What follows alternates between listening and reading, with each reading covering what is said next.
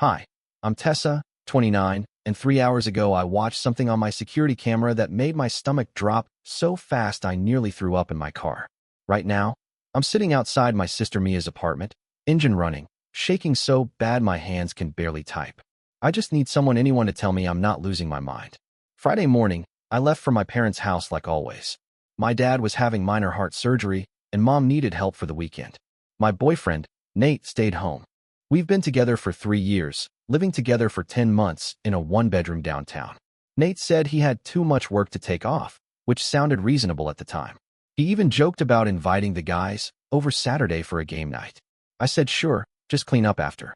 He laughed and said, please, you act like I'm 12. That was Thursday night. By Friday, I was 3 hours away, helping my mom sterilize the kitchen and calm her nerves. Nate texted me that evening, how's your dad? Miss you already. Totally normal. Saturday morning, another text, love you, hope everything's going okay. And it was. Until around 2 p.m., when I got a message from our neighbor, Lila. She wrote, hey, not trying to be nosy, but is everything okay at your place? There's been a lot of people going in and out today. I texted back that Nate was hosting a few guys for sports. She replied, oh, okay, just wanted to check because it looked like mostly girls. Mostly girls. I stared at that message for a full minute before replying. What do you mean, girls? She said she'd seen 4 or 5 women go into our apartment that afternoon, none she recognized. I felt my face go cold. I texted Nate, how's the hangout? He replied right away, just chilling. Nothing crazy. Meanwhile, my neighbor's apparently watching a parade of women walk into my apartment. Lila offered to send her doorbell camera clips so I could see for myself. My heart was hammering, but I said yes. She sent 3 short videos. I watched them right there in my parents' kitchen, trying not to let mom see my hands shaking. First clip, 2 girls around 2:15 p.m., both dressed like they're headed to a club, not a casual game day. Second, 3 more girls at 4 o'clock, one carrying a bottle of tequila. Third, 6 p.m., the same group coming back with a few guys I've never seen. I called Nate immediately. He answered over loud music and laughter. What's going on? I asked. He said, just a few of the guys hanging out. Why? I said it sounded like a party. He chuckled. It's chill, babe. Don't stress. I asked point blank about the girls. He went silent for a second, then said, what girls? I told him Lila saw them and had video. He started arguing that she must have filmed the wrong door. When I asked to FaceTime, he said his phone was dying and he'd call later. Then hung up. My mom noticed my face and asked what was wrong, but I just said I was tired. That night, I barely slept. By Sunday morning, I couldn't take it anymore. I told mom I'd check on things at home. Mia insisted on coming with me.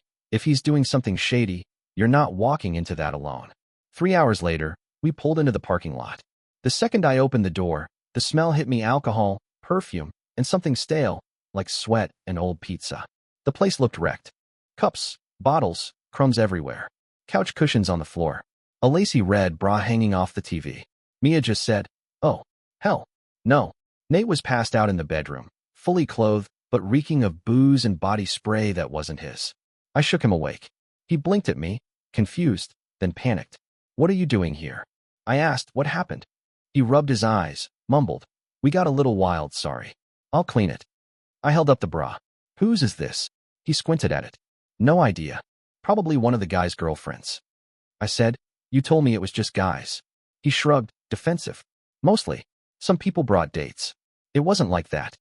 Mia was snapping photos of everything evidence. Nate demanded to know what she was doing, and she shot back, documenting your lies. I found makeup in the bathroom that wasn't mine. Lipstick, fake lashes, perfume bottle. Mia pulled a woman's thong out from under the couch cushion like she'd found a crime scene clue. Nate kept repeating, it's not what it looks like. But it was exactly what it looked like. Still, nothing, and I mean nothing, prepared me for what I'd see next. When I remembered the security camera in our living room, I pulled up the footage on my phone, and that's when my world ended. The footage started around 2 p.m. Saturday, exactly when Lila's first video showed those 2 girls arriving. There's Nate, on the couch with his buddies, beers in hand, watching the game. It looks normal for all of 30 seconds. Then the door opens, and in walk 2 girls I've never seen, dressed like they're going out, not coming to watch sports. The brunette plops right down on Nate's lap, like she's done it 100 times. He doesn't push her off. He laughs, wraps an arm around her waist, and cheers at the screen like nothing's wrong. I felt my face go hot, my pulse pounding so hard I could hear it in my ears. Mia was leaning over my shoulder, whispering, "Oh my God, oh my God, oh my God." By 3 p.m., more people show up. The living room fills with strangers, girls dancing, drinks everywhere. Someone turns up the music. Nate's grinning, spinning a blonde around the room, hands on her hips. He's not even pretending to care. By 5 p.m., my apartment looks like a nightclub. There's a moment clear as day where he's kissing that same blonde on the couch. I pause it, staring at the image, this proof that my boyfriend of 3 years has his hands all over another woman in our home. The couch where we watch movies. The couch where I fell asleep on his shoulder 100 times. Mia muttered, "He's dead. He's absolutely dead." I wanted to stop watching, but I couldn't. At 7 p.m., the lights dim, and Nate disappears into the hallway with another girl, the brunette this time. They're gone 20 minutes. When they come back, she's fixing her dress. He's buttoning his shirt. I think I stopped breathing. Then came the audio clip that destroyed whatever pieces of me were still holding on. Around 9 p.m., the guys are drinking in the kitchen, and one of them says, "Bro, your girl's gonna kill you." And Nate laughs and says, "She's too dumb to figure it out." I could tell her this was a dream, and she'd believe me. The room erupts in laughter. Then Nate says it word for word, on the recording. "She's just my safety net until I find someone hotter. I'm not losing sleep over it." Mia gasped. I replayed it 3 times just to make sure I heard right. Safety net. Dumb. Too dumb to figure it out. That was the moment I stopped crying and started planning.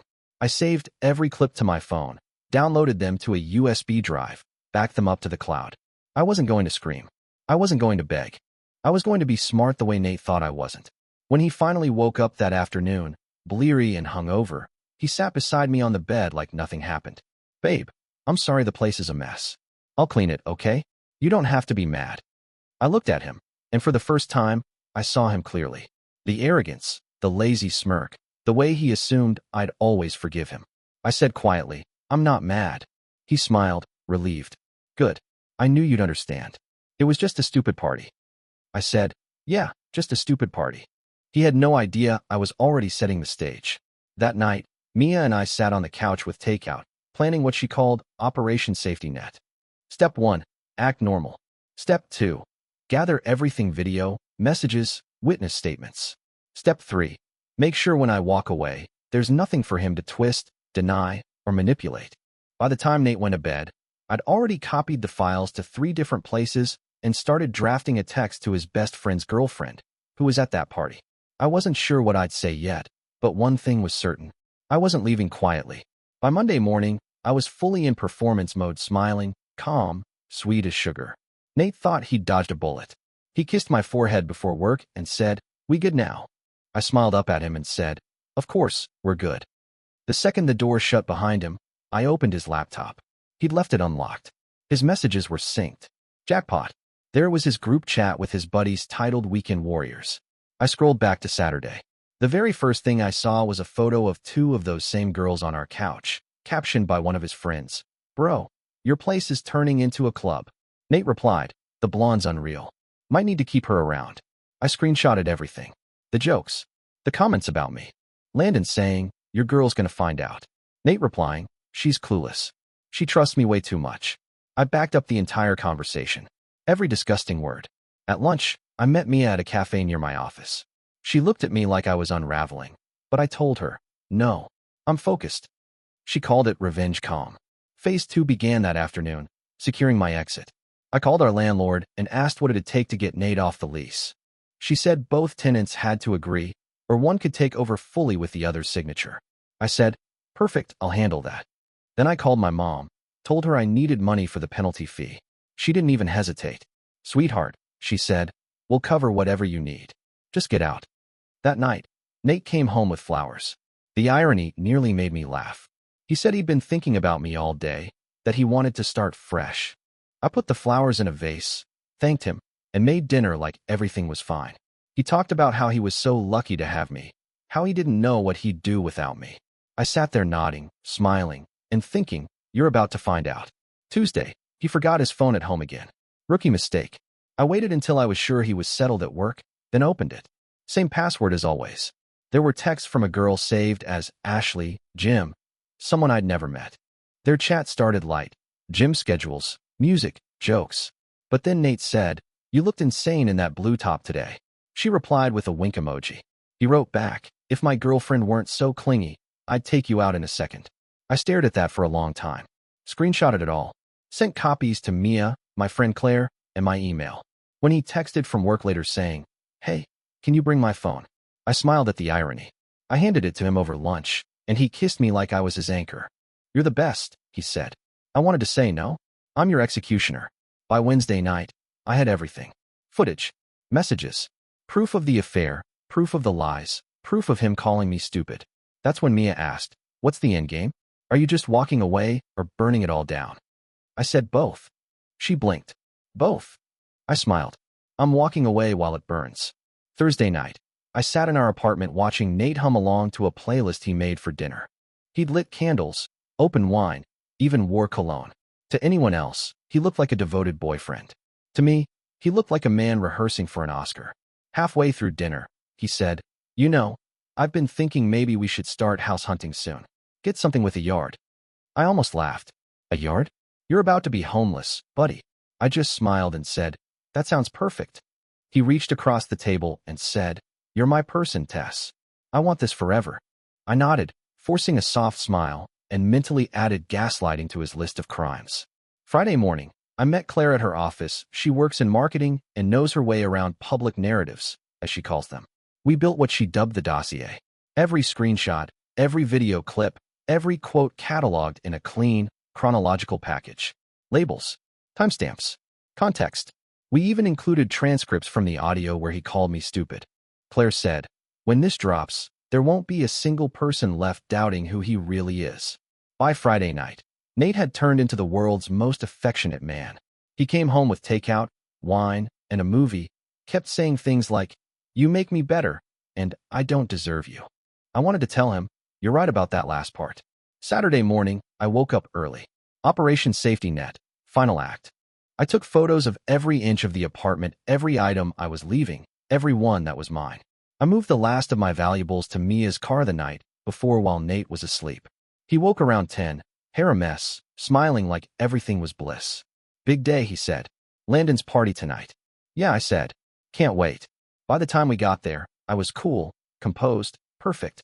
Nate's arms stayed glued around my waist. His friends were all pretending nothing had happened, though I caught Landon giving me a weird look like he couldn't decide whether to apologize or stay loyal to his bro. It was around 9 when I went to the bathroom, and that's when I heard him. The door to the back room was cracked open, and inside I heard Nate's voice, low and smug. "I'm thinking about meeting up with Ashley next week. I just have to time it right." Landon said, "Bro, seriously? After last time?" And Nate laughed. "Relax. Tess doesn't suspect a thing. I've been extra sweet lately. She'd believe me if I told her aliens made out with me." The laughter that followed felt like nails on a chalkboard. I stood there, hand trembling on the doorknob, listening to my boyfriend brag about how easily he manipulates me. That was it. I didn't need to fake anything else. I walked straight back to the living room, smiled at him across the crowd, and said sweetly, "We should go. I'm not feeling well." He frowned. "Can I finish my drink?" "Now, Nate." He sighed, muttered an apology to his friends, and we left. In the car, he asked, "What's wrong?" I stared out the window and said, "Nothing. I just need some space." He looked confused. "Did I do something?" "Not yet," I said. I made him drop me off at Mia's. He tried to follow me in, but I stopped him at the door. "Go home," I said. "I'll text you later." He looked worried, but he left. The second his car turned the corner, I turned to Mia and said one word. Showtime. At exactly 9 p.m. Mia hit send. Every contact that mattered got the link. My parents, Nate's mom, his brother, all his co-workers, every mutual friend, and most satisfying of all his little Weekend Warriors group chat. Inside the link was the dossier, 20 minutes of security footage showing Nate grinding, groping, kissing, and whispering to a carousel of women in our apartment while I was caring for my sick father. Plus screenshots of his texts calling me dumb, too trusting, and his favorite, his safety net. I posted the same video montage on Facebook with the caption, "This is what my boyfriend did while I was away helping my dad recover from surgery." Then he called me stupid for trusting him. So here's me proving I'm not. The reaction was nuclear. Within minutes, notifications exploded. Friends messaging, Coworkers commenting things like, "You go, girl, he's trash," and "justice served."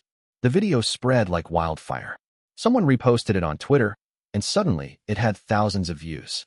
At 9:15, my phone buzzed with Nate's first call. Declined. Then another. Then 10 more. By 9:30, he was leaving voicemails, first angry, then desperate. "Tess, what the hell did you do? Take that down right now. We can fix this." At 10 p.m., pounding on Mia's door. Nate's voice outside, wild, panicked. "Tess, we need to talk." Mia crossed her arms, shouted through the door, "Leave before I call the cops." He kept knocking, voice cracking. "Please, you don't understand, everyone's seen it. My mom's calling me nonstop, my boss." "Not our problem," Mia yelled back. When the knocking stopped, I looked through the peephole. He was standing there with tears on his face, running both hands through his hair like a man who'd just watched his life implode. For a second, the part of me that once loved him twitched some tiny ache in my chest, but then I remembered the video clip of him laughing, calling me clueless, saying, "She's just my backup." And that ache turned to steel. We watched from the window as he finally got into his car and drove off. I could still see his phone lighting up every few seconds from missed calls. Mia turned to me, half smiling, half stunned. "Well," she said, "that was biblical." The next morning, my phone had 62 unread messages. His co-workers, old college friends, even his mother, some furious, some apologetic, all shocked. My mom called crying, saying she's proud of me. My dad called next and simply said, "If he comes near you, he'll wish he hadn't." By noon, Nate had deleted every social media account. His Instagram gone, Facebook gone, even LinkedIn vanished like he'd erased himself from the internet. By Sunday evening, the silence from him was replaced with whispers from everyone else. Apparently, 2 of his friends' girlfriends dumped them, saying if they could watch and laugh while Nate cheated, they weren't much better. Landon's girlfriend posted something cryptic: "Loyalty isn't silence." And that's when it really hit me, this wasn't just revenge. It was exposure. The truth breaking out from behind the pretty facade Nate built for everyone. But it wasn't over yet. Because by 4 a.m. Monday morning, Nate was back, pounding on Mia's door, screaming my name, crying, begging. And the next 48 hours turned absolutely feral. Mia and I jolted awake to what sounded like the apocalypse. Nate was outside the apartment door, pounding so hard the picture frames rattled. "Tessa, please just talk to me. You ruined my life." Mia grabbed her phone, already dialing 911. I stood frozen in the hallway, barefoot, my heart thudding against my ribs. His voice was cracked, half sobbing, half yelling. "Everyone's seen it. My boss fired me. My mom won't even answer the phone. You did this to me." When the dispatcher picked up, Mia said calmly, "Yes, there's a man outside my door refusing to leave. His name's Nathan Cole. He's my sister's ex." By the time the police arrived, Nate was sitting on the floor outside the door, crying. His knuckles were raw from pounding. I peeked through the peephole and barely recognized him, eyes red, hair a mess, face pale like he hadn't slept since the videos dropped. One of the officers knocked gently. "Sir, you need to stand up. You don't live here, correct?" Nate sniffed. "No, but she's my girlfriend." The officer looked at me through the crack in the door. I said quietly, "Ex-girlfriend." They escorted him downstairs. As they walked him to his car, Nate turned, voice hoarse. "Tessa, please, I just need to explain. You don't know the full story." I did. I had 20 gigabytes of it. The officers waited until he drove off before saying, "If he comes back, call us. Next time it's trespassing." Mia locked the door and exhaled. "He's unraveling." I sat on the couch and buried my face in my hands.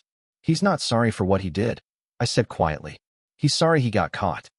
The next morning, the fallout kept rolling. Landon texted Mia, "Nate's staying at his mom's. He's a wreck. Maybe you should take the videos down, you've made your point." I didn't reply. My point wasn't just to humiliate him, it was to make sure he could never rewrite what happened. Then, as if fate wanted to twist the knife, I got a message on Instagram from Ashley Jim. She wrote, "Hi, you don't know me, but I just found out the guy I've been talking to, Nate, had a girlfriend. I'm so sorry. I had no idea. He told me you were on a break. I feel sick. I'm sorry he hurt you." I stared at that message for a long minute before replying. "You didn't hurt me." "He did." Ashley wrote back, "He said you were controlling. I guess that's his pattern." I laughed bitterly. Yeah, controlling enough to buy him groceries and fix his taxes. By Tuesday, I had an official lease release in my hand. The landlord said once Nate signed, I'd be free of everything tying me to him. So I texted from Mia's phone. Blocked numbers have their perks, asking to meet at the Starbucks near our old place. He agreed instantly. When I arrived, he looked terrible. Dark circles, red eyes, shaking hands. For a moment, I almost pitied him. Almost. He said, "I'll sign whatever, but please, can we just talk?" I slid the papers across the table. "You've got 30 minutes. He signed, then launched into his speech how he's been reflecting, how it wasn't real cheating, how he loves me more than ever. He said the word love like it was supposed to erase video evidence. When he finally paused, I said quietly, "You called me stupid, Nate. You called me your safety net. You kissed strangers in my apartment while I was helping my dad recover from surgery. There's nothing left to fix." He leaned forward, desperate. "Everyone makes mistakes, Tess. Don't throw away 3 years over one night." "One night," I said. "It was a weekend, 2 weeks of lying, and a lifetime of disrespect." He said, "You can't just end something that fast." I stood. "I ended it the second you pressed your mouth to someone else's." Then I walked out, leaving him staring after me, hollow. Mia was waiting in the car. "Well?" she asked. "He signed," I said. "And I'm done." She smiled faintly. "You sure?" I looked out the window at the Starbucks, at the man I used to love sitting alone under buzzing fluorescent lights. "Yeah," I said. "I'm finally sure." 2 days later, the landlord confirmed that my name was off the lease. Check cleared, freedom official. I drove back to the apartment one last time to grab my mail. It felt smaller than I remembered, quieter, stripped of meaning. The couch was gone, the walls bare, but I could still smell the ghost of perfume. For a second, I just stood there. 2 years of my life contained in that air. The laughter, the dinners, the inside jokes. It all felt fake now, like a set I'd been performing on. Mia helped me carry the last box to my car. "You okay?" she asked. "Yeah," I said, surprising myself. "I think I actually am."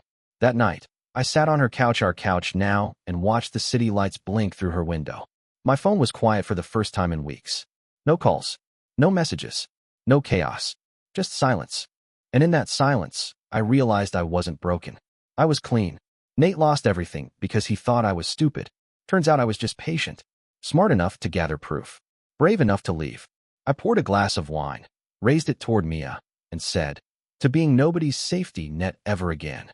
She clinked my glass. "To peace." For the first time in a long time, I believed her.